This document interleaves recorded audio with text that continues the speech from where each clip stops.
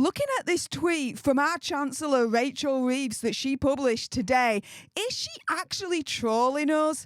Seriously, when is she either going to get sacked or do the right thing and resign? This last just does not have a clue.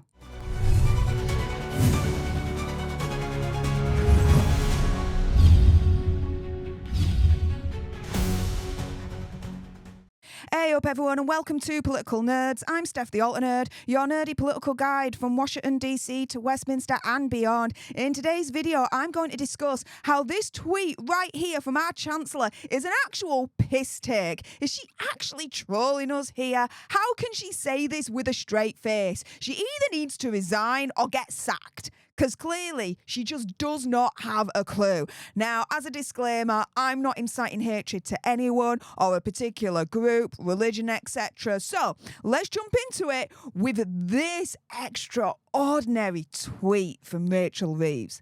Like, seriously, what the deuce? She says here, I know families are still struggling with the cost of living. Well, if you know, do something about it. Stop allowing everything to go up. Oh, we're going to get onto that in a moment. She says that's why we've protected working people's pay slips from tax rises, increased the national minimum wage and frozen fuel duty. But I know there's more to do to kickstart growth and put more pounds in people's pockets. Yeah, you could increase the national minimum wage, but the councils are turning around and saying that's essentially the reason why they've had to increase council tax in the first place, blaming it on Reeves's disastrous £40 billion raid. Saying here, local authorities said increases to council tax this year were necessary to plug a huge funding shortfall brought on by Rachel Reeves raising the employer's national insurance contributions. The County Councils network, called the CCN, which represents England's 37 county councils and unitary authorities, warned that her putting up taxes on employers had saddled its town halls with £278 million in additional costs that would increase council tax bills for millions of people. Oh yeah, your council tax bill's going up, guys. Specifically, 6 authorities have been permitted to increase council tax by more than the national limit of 4.99%. Now, it was believed that if any council wanted to increase their council tax by over that 4.99%, that there had to be a referendum, there had to be a vote.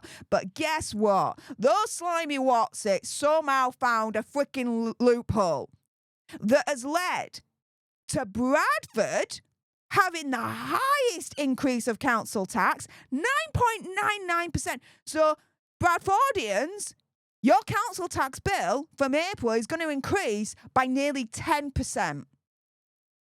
Newham and Windsor and Maidenhead by 8.99%, Birmingham, Somerset and Trafford by 7.49%. And this is all without a referendum, all without a vote. And it's quite a cheek, really, to be fair, because councils are having to decrease their services to us, but somehow we're having to pay even more to them. Make that make sense? But guys, it doesn't just stop with council tax, okay? Even energy bills are forecast to rise by 5% from April. Then you've got water rates. And the average water bills for the coming year is forecast to rise by 26%. And then you've got the stamp duty land tax that's also increasing. Now, this is what it is before the increase. So you don't pay any of the tax up to properties that are being sold up to £250,000. And then you get taxed after that. But for the following year, for the following tax year, that's all changing. You don't pay any tax up to any properties selling under 125. Anything above that, then you're paying tax. So Rachel Reeves has a freaking cheek to turn around and say, I know families are still struggling with the cost of living. That's why we've protected working people's pay slips from tax rises, increase the national minimum wage and frozen fuel duty. You haven't protected us from shit. Protected us from tax rises? Well, our council tax is rising. The stamp duty tax is rising. So she hasn't protected us from tax rises at all. You could increase the national minimum wage, but the councils are turning around and saying that some of their council taxes are having to rise because of that. So they're still passing on the cost to us, essentially. And then she turns around and she's like, oh, and we've frozen fuel duty. Okay, but how about also freezing our energy bills and our water rates? She has not protected us from anything.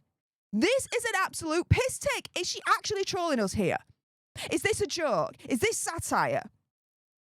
Because if it is, I'm not freaking laughing.